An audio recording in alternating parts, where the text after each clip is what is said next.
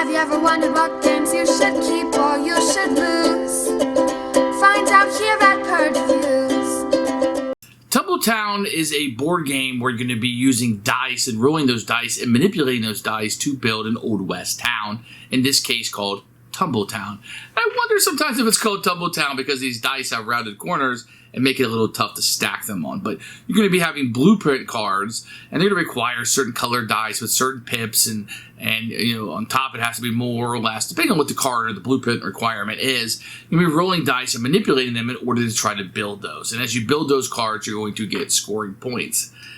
I have to admit, this wasn't one of my favorite games. I felt like manipulating the dice was fine. I like that. I like rolling the dice. I just felt like I didn't have enough control in order to get done what I wanted to do. The dice were a little fiddly, especially if they're falling off or rolling over, and you're kind of competing for that space on there. It just wasn't a game that really grabbed me all that well. With that said, it was a little short. I felt like I wanted to do a little bit more in the game that I could accomplish with the time strains or time conflicts that I had in the game. We felt like it's probably a 5 or a 6 on a BGG scale. A good game, but not one that was going to draw us back in over and over and over again. I do like the Old West theme. That's something that's very attractive to me. I like dice rolling. I like manipulating dice. But I noticed I don't really like the construction. There's a few of these blueprint games that have come out where you're trying to use dice to build items or construct buildings. I haven't found that to be something I enjoy overly. I think I'm not in the minority on this one. I don't think this game blew up or has a humongous amount of fans. I think a lot of people found it kind of fiddly, and I don't think it kind of worked in the way that it was intended. With that said, it's a solid game. I don't think there's anything inherently bad about it. It's just one of those games that you play and maybe gets put to the side, and that's why I found it out, and we ended up purging this one. Tumble Town was not one that gave us enough interesting decisions, did not pull us in to keep playing, and quite frankly, halfway through building Tumble Town, I don't think I wanted to build the city after all. So it's going to be a purge for us.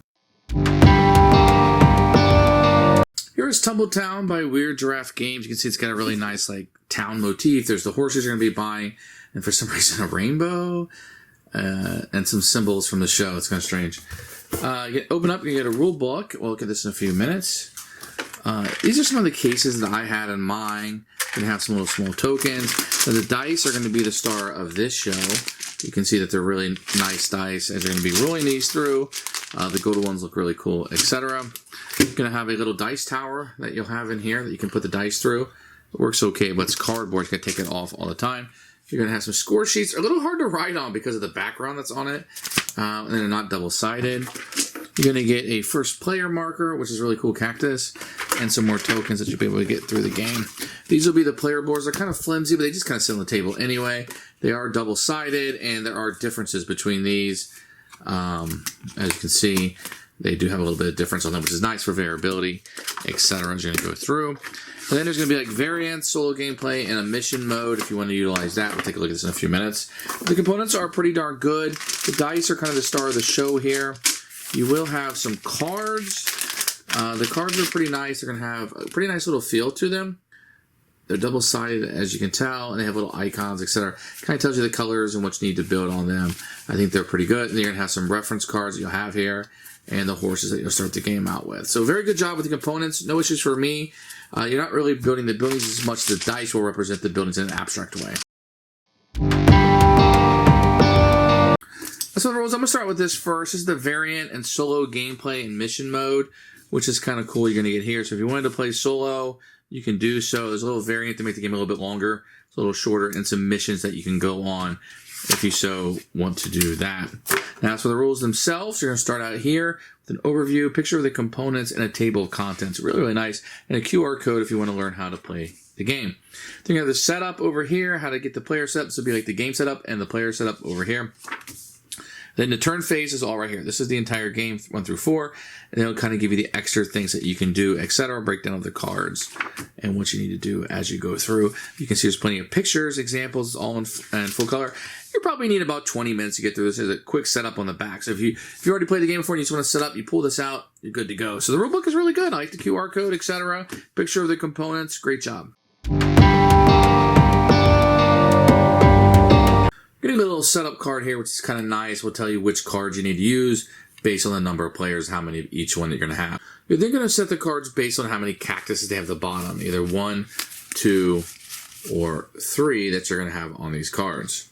And then, based on the player count, you're going to have a number of these that you'll be able to utilize, and you'll have your 1s, your 2s, and your 3s. And then you have a number of these cards that will be placed face up that you can choose from in a turn that you're going to have here. So on the back of the cards, you're going to be able to see what building materials are on them. Then what you're going to see here is how many victory points, maybe some icons will have, what you need to have the requirement. This will be the power you have, and what you need to have. So you need to have a black, you can have any of those colors. These right here have to be in these colors, but they have to be even numbered. You'll see some of those. So like this one is double A, double B, which means it's 2 sets, like 1, 1, 2, 2, in any order you want, but they have to be gray. So you'll see different requirements. Like here's 2 browns, but the numbers on the pips have to be between 3 and 5. So there's little requirements. Some of these will say they have to be gold, but the total amount has to be 9 plus. And then sometimes they'll tell you the numbers have to be greater or less than, greater or equal to than 24. So they have different things. And then once you have those, you have little powers. These will score you points at the end of the game. This will give you like a one-time power that you're able to utilize, etc. This will allow you to change with the dice, a little bit of dice manipulation. This one allows you to plus or minus 1. So you have little powers that you'll be able to gain. Each player will start the game with a horse, and the horse is going to be something that you start with and allows you to have a little bit of manipulation in the game. So what's going to happen is you can plus or minus 1 to any dice that you have. We'll come back to that, but just kind of know that everybody's going to start with one of those. What's going to happen is you can take any of these buildings that you want to attempt to make, and you would just put it to the left. So if I would take this card, I could do so. If I wanted to take this card, I could do so. So it'd be drafting cards, and that's the first thing you'll do each turn. So when I take this card, let's say I take this card, then I would take these dice. So it's the building materials I have. A gray, I could take a black, gray, or brown, and another black, gray, or brown. If I had taken, say, this card right here, put it to the left of this, then I would take whatever's on here. 2 browns, I could take a gray, black, or brown, and I would grab those dice. I'd be able to roll them this turn. Each player is going to have their little town that they're going to be able to utilize here when you're playing the game. You have dice that you can place here. You can just store them from round to round. That's fine. But generally speaking, what you're going to do on a turn is you're going to roll your dice. You know, maybe you tap your horse because you want to change this to a 2. And you have different ways in buildings, like the tannery, that once you build it will allow you to manipulate the dice, etc. So in order for me to do this, I could have to build this. Let's say I wanted to build this, but none of the dice can be the same. I need 2 browns on top of a black. Remember, any 2 dice can be any one color. Any 2 dice of the same number can be any color, and a gold is kind of wild. So let's say I wanted to build this card. I could put a brown here, a gold here, and then I could place another gold here. That'd be fine. That'd be a legal movement. That's fine. I have my tannery. None of the numbers are the same, and then I would be able to build this. Any dice I have left over would go into my storehouse. Obviously, I can only store so many. So a card like a building like this could simply be placed. Maybe right here it requires a 3. So this would go on the bottoms. That's what I had. And then that would go on top, and that would be that building. Now, some buildings like this one would require 2 spots. So when I put it out here, and I'll just use a generic one. Like if I was building this, let's say I had the dice to do so. And then when I built it, I'd have to build something like that. And so they're by themselves, and that would represent the printing house. In addition, it tells you right here, I'm going to score points. So if it matches, if I had 3 here and anything with a black on top, I would get an additional point. A single pot space between buildings is worth a point. So there's different ways to score. When the supply has only 2 dice of 2 different colors, the game ends. Then you score up, and whoever has the most stars or victory points is the winner of the game. That's a quick overview of how you play Tumble Town. Who should buy this game?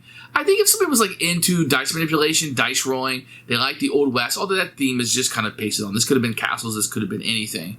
I think you like the idea of building the city and utilizing the dice to do so. There is a puzzle in this, as in how am I going to utilize the dice to score the most points, etc. And I can see that tickling the brain of some. For us, it wasn't something we kept pulling off the table, so we purged this one.